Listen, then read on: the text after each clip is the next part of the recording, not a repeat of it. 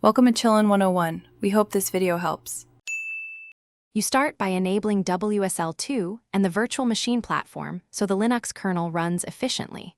Once done, install a Linux distro and set it to WSL2. This gives you real Linux behavior. Then install Docker Desktop for Windows and enable the WSL2 engine so Docker integrates with your distro. Make sure to sign into Docker Desktop if needed. These steps connect Windows, the Linux kernel, and Docker so containers run natively and fast. Once Docker Desktop is installed, open its resources and enable WSL integration for your chosen distro so the Docker daemon is reachable. Next, install or configure the Docker CLI inside the distro so you can run Docker commands directly from Bash. Alternatively, use Docker contexts.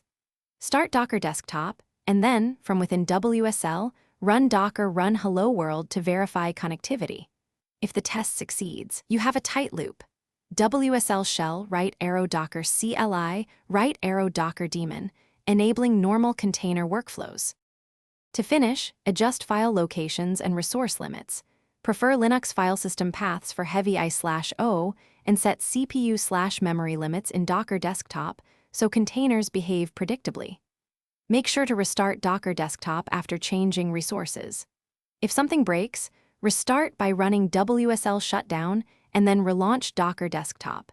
This resets the WSL kernel and daemon. Also check Docker Desktop's WSL integration settings and container logs to isolate errors. One key tip: switching a distro off and back on often resolves. Thanks for watching. Consider subscribing if we helped you.